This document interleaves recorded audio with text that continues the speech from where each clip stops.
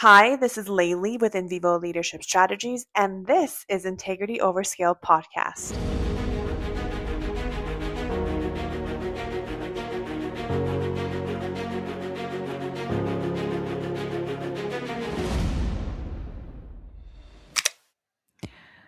Hello, welcome to InVivo Leadership Podcast, Integrity Over Scale. My name is Leili, your host. And this is a podcast for any leader who is done performing leadership and ready to actually practice when it comes to it. And today we're going to talk about something that is going to sound personal at first, but I want you to notice how quickly it becomes systemic. And it's all about self doubt and how self doubt comes into our work as leaders and brings anxiety. So, if you're listening to this, there's a high probability that you are a high performing woman in a male dominated industry, sitting at director, senior manager, maybe VP level, and you have the resume, you have the receipts. You didn't stumble into the role at all. But quietly, your thoughts are something along the lines of, do they think I am out of my league? Why does this feel like I'm going to fall apart? I'm not enough. Everything keeps telling me that I'm good, and everyone keeps telling me that I'm doing great. So, why do I feel like I am missing something? You've probably heard people call this imposter syndrome. You've probably been told to own your power and your thoughts and write it down as evidence that you belong. And these are not terrible tools. They work just fine. But today that's not what we're doing. I want to treat that self-doubt as data. So it's not a defect in you, in other words, not as a shameful secret, but as a biofeedback mechanism that's telling you something very specific about the system you're operating in. This is why I want to get out of this whole blame the imposter syndrome, because I think it's been played and played and played for way too long. And what I see over and over again in high stake industries is that anxiety is usually a rational response to an irrational environment. It's not a random personal failing, in other words. So I want you to sit with that a bit. The whole premise of InVivo leadership strategies is simple to say, but really brutal to live. You're trying to lead in a way that you can stand behind when you look at yourself in the mirror in systems that reward speed and compliance and optics. So let me talk a little bit about why I built InVivo. InVivo means you refuse to trade your internal alignment for external metrics. It means you're not willing to go just to get the number if the way you get these corrodes with your trust, burns people out, or requires you to become someone you don't recognize. InVivo is, in other words, behavior. And that's exactly why we want to talk about anxiety, because there are so many areas where we don't talk about it out loud with each other. And when you choose to live your life in vivo, your nervous system isn't neutral. You feel that cost, that choice in your body long before it's going to show up in a dashboard at work. You're going to stay awake the night before you push back on a senior leader and think about every moment and every aspect and run different scenarios. Your chest tightens, right? We've had that when you're about to be the only dissenting voice in the room. Everyone's agreed to one thing, and here you are going to disagree with it completely. You rehearse the email 3 times before you send it. You have AI write it. You rewrite what AI has written and you feed it back to AI. And it's just because you're so scared to say, hey, no, we can't do this in good conscience. Most leadership content treats that internal experience as a problem to fix inside of you. What if we treat it, hear me out, what if we treat it as an alarm to protect you? It's a built in alarm to protect you indirectly and in your organization. So in biology, when a tissue is inflamed, we don't shame the tissue. We ask what the system is reacting to. Something in the environment is triggering the immune system to respond this way. I want you to think about your self doubt. Let's go back to the topic again. Your self doubt, your spike of anxiety, it can function the same way. It's an inflammation response to your leadership. Now, the question isn't, how do I get rid of this? Because then we go back to the whole, well, work on yourself, be more confident, and be blah, blah, blah. I really hate these types of advice. The question is, what is this reacting to? So now we're going outside of blaming something to more of, what am I taking out of this feeling, out of this experience? So I want to reframe self doubt as a rational signal. And let us talk about imposter syndrome for a moment, because I brought this on. I really want to address this and why I'm saying let's not talk about this the way we usually do. So, classic literature on the imposter phenomenon focused on how high achievers, especially women and people from marginalized groups, feel like frauds, even though there's strong evidence that tells them otherwise. Over time, what has happened is pop culture has turned that into a label that lives entirely inside a person. And usually, as a woman, if I say, "Oh, I have these self doubts, I don't know how to do," the first thing people usually had told me, especially in the beginning of my careers, "Well, you have imposter syndrome. Go fix your mindset." When you look at more recent work, especially from social and organizational psychology, the story changes.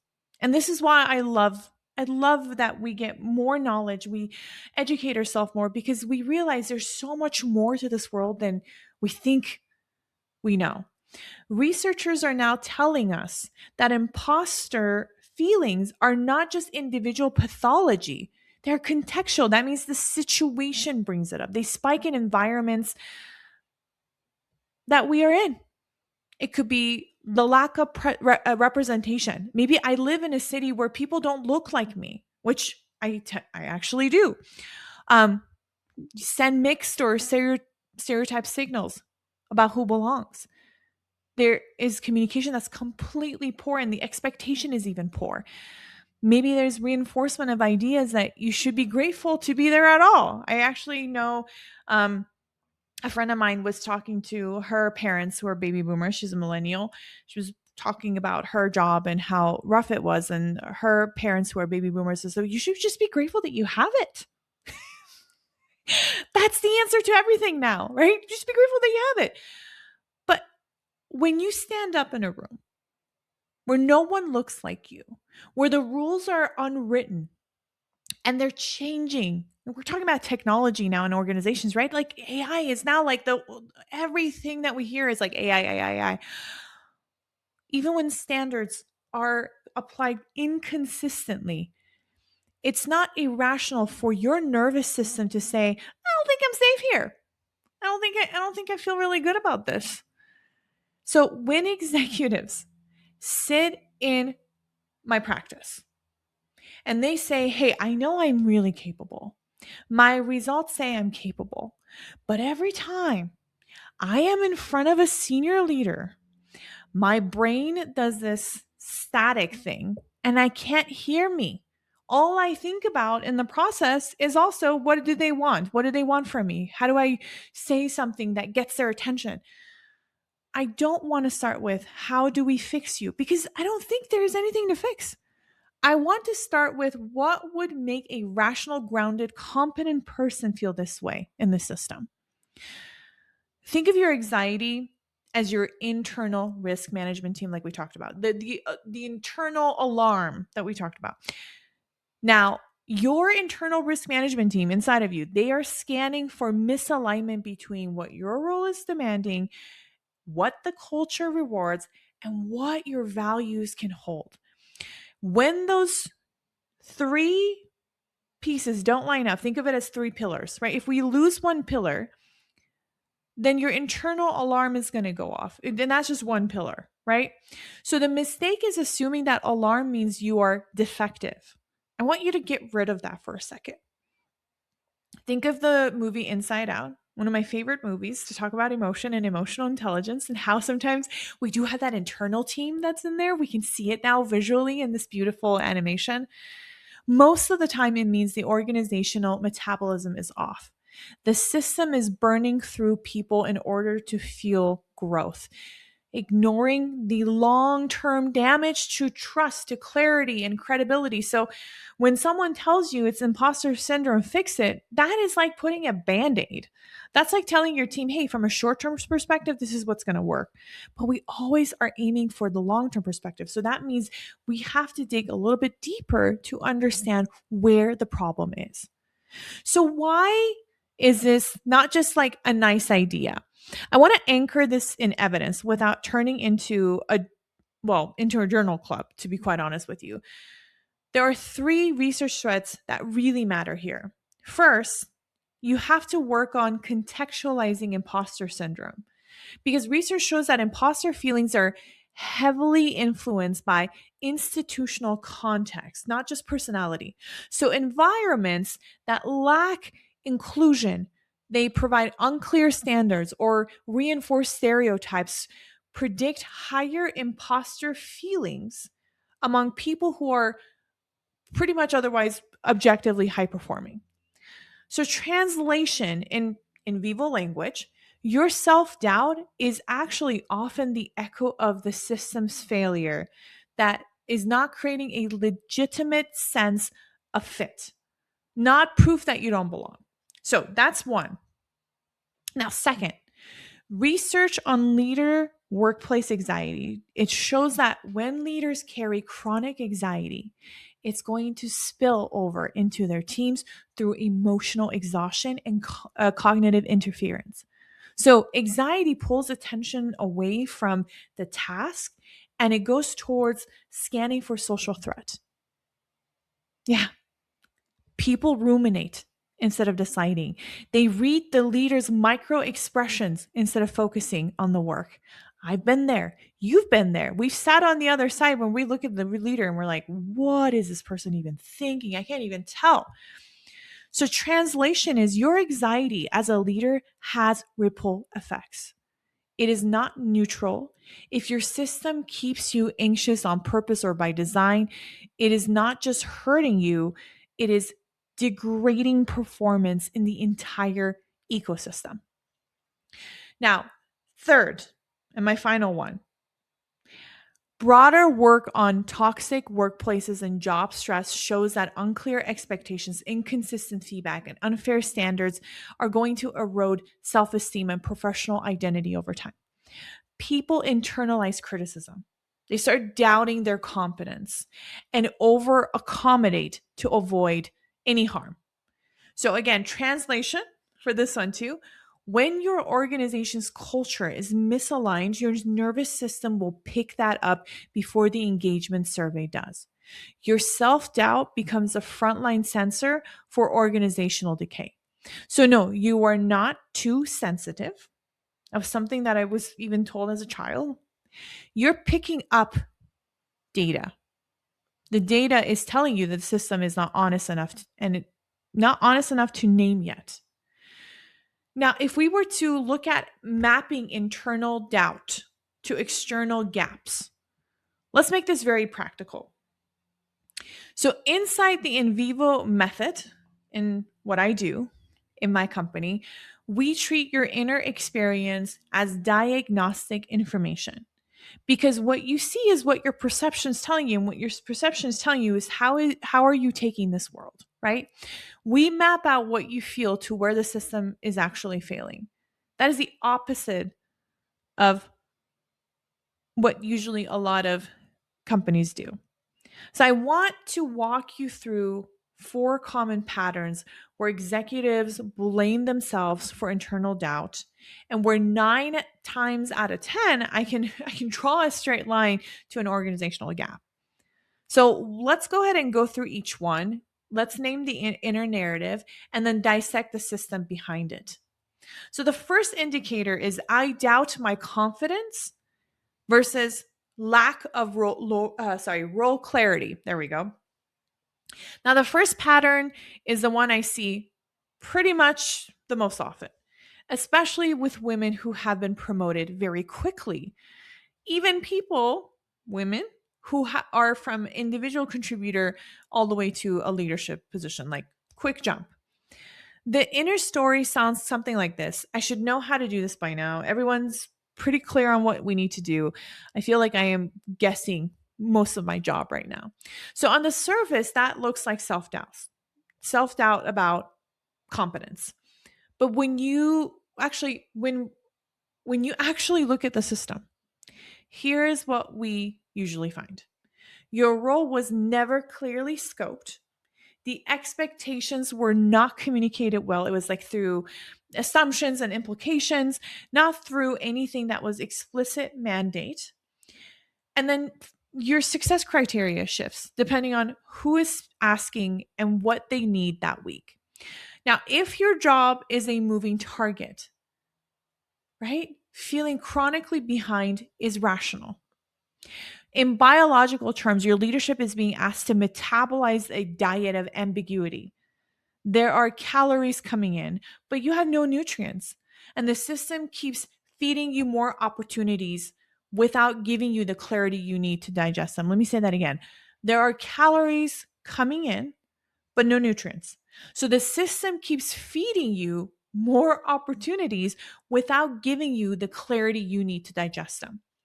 So inside InVivo, this is what we say is going on. That's going to show up in two behavioral domains.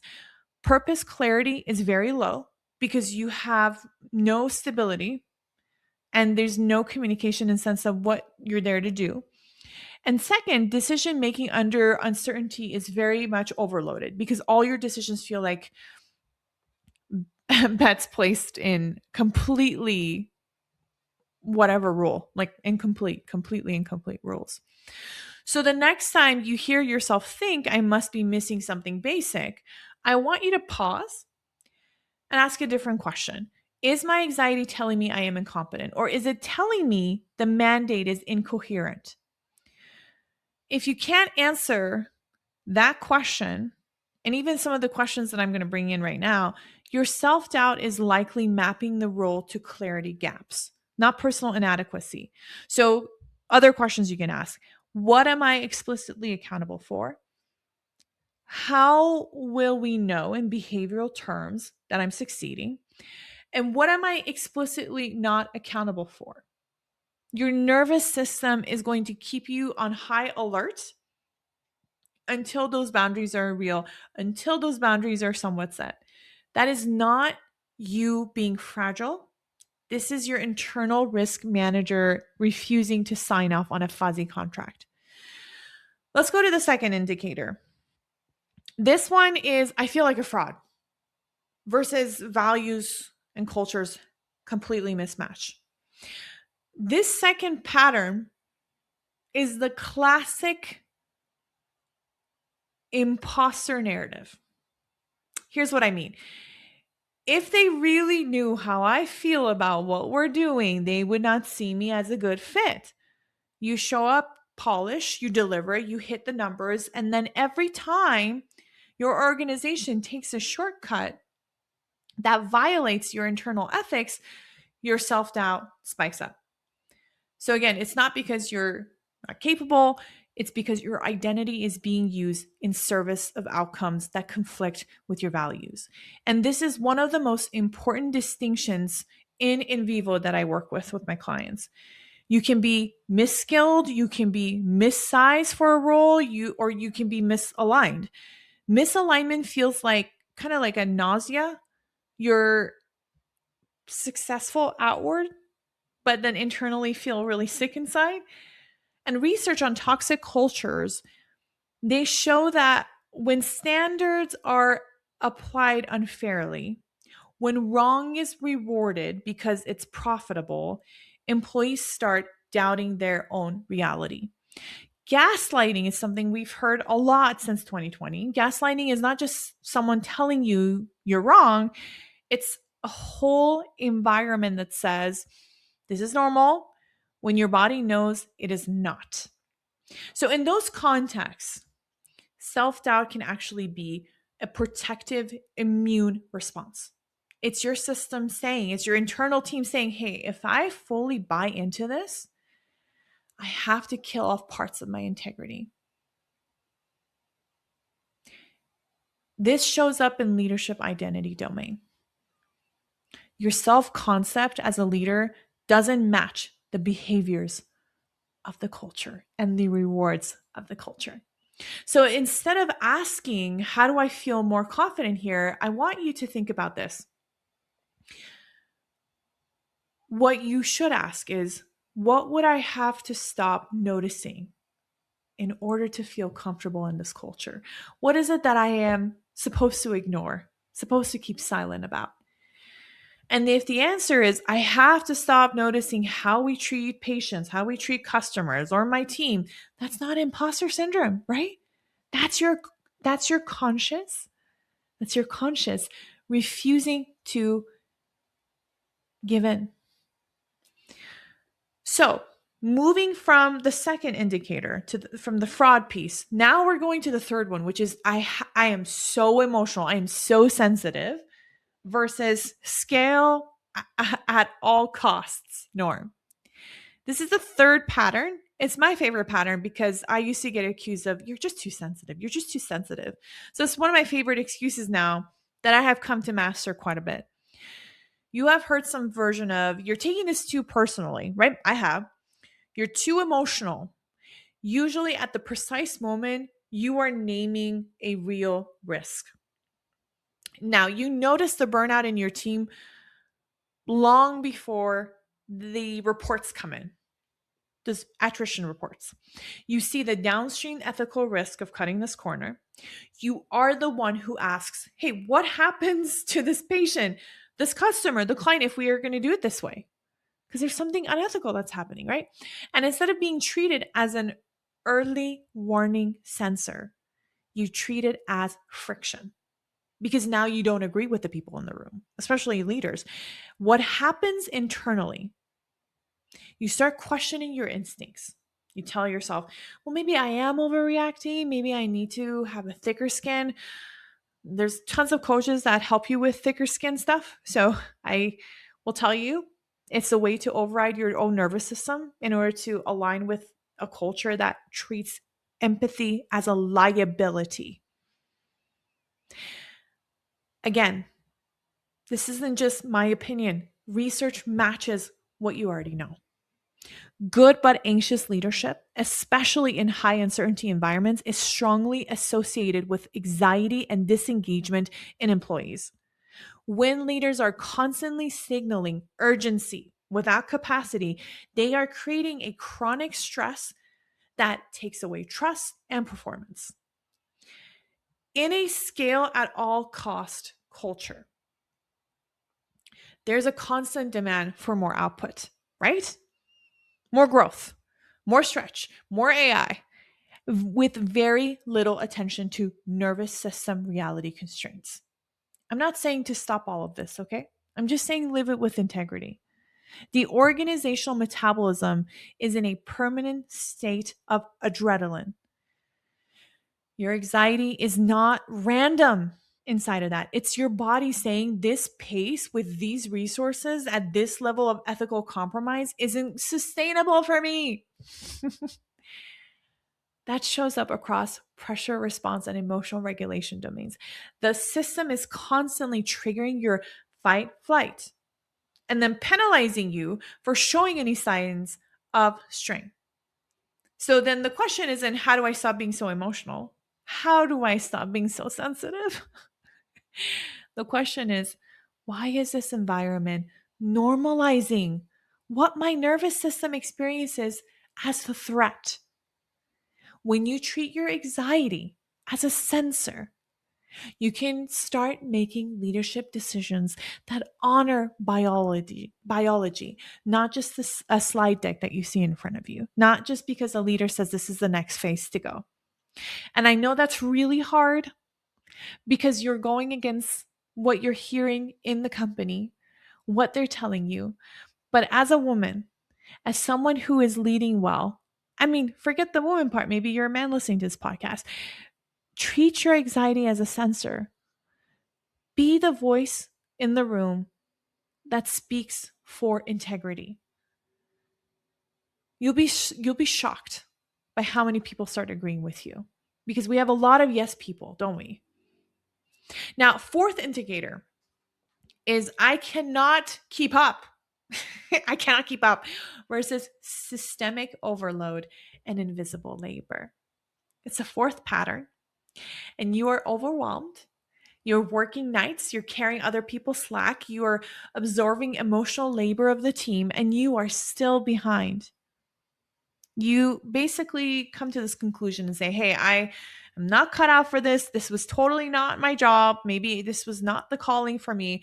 Other people seem to handle it super well. And by the way, other people, they may look like they know what they're doing, but they're probably doing a lot of guesswork too. So let's be blunt about this, because if you are a high performing person, especially as a woman in a male dominated environment, you are almost certainly doing more leadership work than your job description is going to acknowledge. Because we're trying to work hard to break that glass ceiling, to get into the maze and find a place where we can actually belong. You're running two jobs. So the formal job that shows in the org chart, and then you have the informal job, your translator, your mediator, your emotional buffer, your quiet fixer, your representative, you are running projects, groups, you name it. You are the one person people confide in. You are the one who preps the leader, who talks over everyone so that the meeting doesn't go off the rails. You are the one who smooths the edges after a senior leader is going to blow up. None of that is in your objective, is it? And all of that consumes the bandwidth. So, in a healthy system, that invisible labor is recognized, distributed, compensated. In a misaligned system, it's expected of you and then it's erased. So, you start all over again. So, research on toxic workplaces, it shows that chronic job stress actually, and bullying experiences predict lower self-esteem over time. So people start working 3 times as hard to compensate for any perceived shortcomings that were actually structural the whole time. In InVivo, this shows up in interpersonal influence and pressure response that we look at. You are influencing constantly, but in ways that are unacknowledged and not even sustainable. The organizational metabolism is burning you as fuel. Yikes. Pretty exhausting. So when you hear yourself say, I can't keep up, there's something wrong with me, I want to add one more sentence for you. Is there something wrong with the load distribution? Yes, there is something wrong with the load distribution. So when you have that thought, right, I want to ask you this. Whose anxiety do you manage? That's not officially your job. What work would stop happening if you were to stop doing that quiet fixing? And who benefits from you continuing to feel like this is a personal time management issue? Your exhaustion is not just about your calendar. It's also the organizational design that treats you as an expandable organ. Now that we've looked at the 4, what do we do with this? I am not interested in leaving you with problems. I'm not interested in leaving you with a more sophisticated way to be angry, because now you're like, okay, well, I have names for them now. Fancy. The point of seeing your self doubt as data is to become more precise in how you lead. This is what this podcast is about. This is what InVivo leadership is about. It's the behavior. We always want to put things in action. So inside the method that I have, InVivo method, we never stop at insight. Insight is the beginning of the work, not the destination. So let's talk about how you actually integrate this into your leadership practice. The first step I want you to have is to shift your question. That's the first integration. Every time you notice a spike in your self-doubt, so instead of asking what's wrong with me, ask What is this feeling pointing to in the system? So it could be pointing to lack of mandate clarity. It could be misalignment between stated values and actual incentives, scale at all cost expectations, right? That ignore human limits. Could be invisible labor that you're carrying alone. You're retaining your mind to treat your inner experience as a dashboard, not even a verdict. And this alone changes your physiology. When you are not the problem to be solved, your nervous system comes out of collapse and it goes back into curiosity, which is a great, great skill for a leader. That's where leadership becomes very good and very possible. So, from that step, I want you to map the pattern to a behavioral domain. That's the second step I want you to do. We map that you're feeling this. Okay. So we map what you're feeling to a specific behavioral domain. And this is where it becomes super useful. You could use different categories, and I'll help you with that. It could be purpose clarity. Am I clear on what I'm here for and what I won't do or will do? It could be pressure response, but maybe what happens to my behavior when the stakes spike. It could be emotional regulations. Can I experience anxiety without letting it hijack my actions? Interpersonal influence is another piece in there. How do I move a room, especially when I am not the loudest voice? You can even look at your leadership identity. Who do I believe I am as a leader across contexts? So, who do I believe I am as a leader across contexts? And then even decision making under uncertain circumstances. How do I decide when the data is incomplete and the politics are real? So, when you say, I am doubting myself, it's not specific enough to intervene on. I want you to become more specific as you do this. When you say, I notice my pressure response is spiking because my expectations are unclear and the risk is really high right now in my company. Now we have something to work with. Do you see how specific I can get? This is not about becoming clinical yourself, of course. It's just more about understanding what's happening, more accuracy, is so that you can do a better job in step 3, which is separate what is yours and what is structural. Okay, it's drawing a line between them. So, what is genuinely your behavioral work that you need to work on? Because we always look at the person in the mirror. And then what belongs to the system? When when you do this, you do have work. I'm not here to absolve you of responsibility. Okay. In vivo leadership, it demands a higher level of responsibility. So that's not something that we're going to avoid. But if you chronically avoid hard conversations, that's going to be your work. If you disappear in conflict, that's your work. If you disown your own authority because it feels safer to stay small, that's your work. The second piece, if the organization is refusing to clarify certain pieces, it rewards unethical behavior. It burns people out as strategy. That's not you, right? That's the culture. So we have to understand what is happening.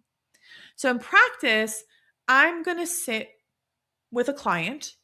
I was coaching you and literally draw 2 columns on a page. I would say my behavioral work, then my systemic conditions. We put specific items in each. We make sure column A is real and challenging, and then we design behavioral commitments around it. But we also name column B, and we need to be very clear because column B is now talking about systemic condition, right? We can't pretend the water you swim in is clean while it's super toxic and it's making you sick and it's making you delusional. This is where research is important. When studies tell us that imposter feelings are amplified in environments that are going to lack inclusion and clear standards, you don't have to gaslight yourself. You're not imagining things, my dear. You can say, my anxiety is higher here because the environment is structured to produce anxiety. And then you can decide what kind of leader you want to be inside that reality, because that is in your control. How do you want to show up? The last step, is it the last step? I think so. Yeah, I think so. No, actually there's a couple. Okay. Let's go into step 4. So now that we've drew the line, now in step 4, I want you to use your anxiety as a strategic input. This is a tool for you now. Once you can see your self-doubt as a signal, you can build it into your leadership practices as strategic input. So practically, this could look like before a high-stake meeting that you're going to have. You notice that tightness in your chest. I've been there. I'm holding it right now. Sometimes doing this podcast gives me that tightness in my chest. So instead of shaming yourself, you're going to ask, hey, what is this telling me about what matters most in this conversation? And it's usually going to point you towards an ethical line, human cost, or the risk no one else is naming. You may be replaying a conversation that you had with your boss. And instead of concluding, I am way too sensitive about that, you're going to ask, what interaction pattern did my body just label as unsafe or maybe incoherent?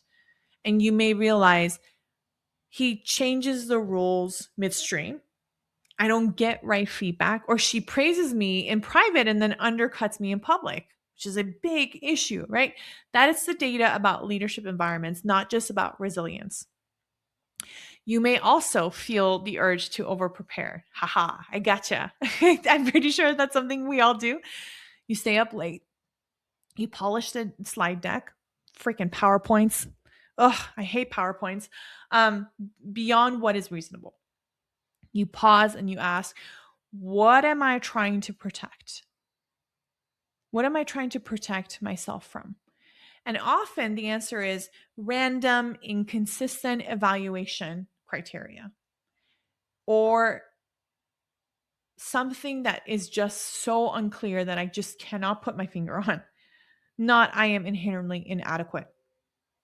We built this into how we debrief our week too. So session recaps are not just the narratives, but they're more behavioral logs. These are ways for you to engage back with yourself and understand yourself better.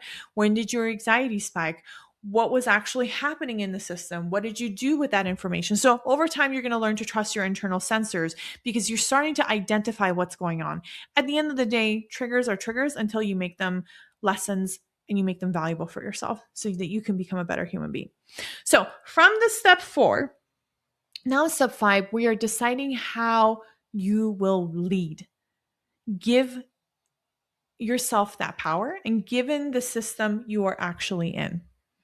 Now, this is the final one, I promise. At first, I thought it was step 4, but it's step 5. This is a final integration, and it's the hardest, most honest one. And this is the one that people miss the most because we love to go into theories, don't we? Oh my God, I love it. I can talk to you about terms, and which I did actually for the most of this podcast. Once you see the system clearly, you have to decide what integrity looks like inside of it. And that means that your behaviors now have to come into action. That could mean you stay, maybe in this organization, you really wanted to go, you stay, but you're going to renegotiate your role. You're going to have more boundaries. And the load that you're willing to carry, maybe you're going to stay, but you're going to stop colluding with the culture in a small way. So you name what others are going to avoid. You stop cushioning the impact of others' behaviors without telling the truth. Or you decide that, hey, this is not where I need to be. I have to leave. And it's not because I failed. It's because I completely refuse to normalize what my nervous system is telling me is unethical. So, research on leader anxiety tells us that your internal state doesn't stay internal. It shapes your team's performance, their sense of safety, their willingness to take risks. So, when you decide how you will lead, you are not just deciding for yourself, you are deciding for everyone downstream of you. In InVivo, and the method that I use, we start inside your nervous system. Listen, I have suffered from anxiety all of my life. And this is why I'm so passionate about what I do in this company. I am coaching to help you, first of all, not make the same mistakes I did where I saw anxiety as a threat. And now I see it as a big, awesome tool. You can do the same thing. Do you listen when your body says this feels off? Do you have the courage to map that feeling to the actual organizational pattern? Quite often with anxiety, we love to blame ourselves, don't we? Love it. If someone is not happy, it was my fault. Probably my fault. Do you act or do you turn the volume down and hope the dashboard is wrong? I want to leave you with this. Imagine your organization as a living body. There's an organizational metabolism, how fast you digest work, how you convert effort into outcomes. There's an immune system, how you respond to threats, how you deal with ethical violations, how you repair when harm is done. You're not separate from that body. You're a living organism, living organism. You're a living organ inside it. There we go. When your self doubt spikes, when your anxiety hums in the background, that is not random noise. That is inflammation. That is your part of the system. And it's saying something here is not as healthy as we pretend it is. So you can keep treating that as a personal flaw to hide. I know I did that. You can bench yourself, stay small, overwork, over prepare, and hope that if you're perfect enough, people pleasing, the unease will go away. Or you can do something different. You can say that doubt is data, the anxiety is an early warning system, my gut is a sensor, and then you can get curious. You can get specific. You can get precise in your leadership instead of just saying no to your biology. So if this episode is hitting a little too close, I promise you it's not an accident. You are exactly who I built InVivo leadership strategies for. Executives who are exceptional at their jobs and are starting to realize that it's not enough anymore. That's what I want you to think about. I'll have guests next week. One of the things that I want you to take away from this podcast is understanding that sometimes things that happen outside of you are out of your control, but what you can do inside is to honor your integrity and honor your values. The single move is you shifting from being the problem to being the diagnostician, from being the patient to being the practitioner of your own leadership. How powerful is that? Your self-doubt isn't random. It's not even a shameful secret, my dear. It really isn't. It's something you can use every day to help yourself and to understand where you are every moment in your life. So, please subscribe to this podcast. I really enjoy doing these podcasts, so I hope this continues on. Live your life in vivo. I know I will, and I will talk to you soon. Bye.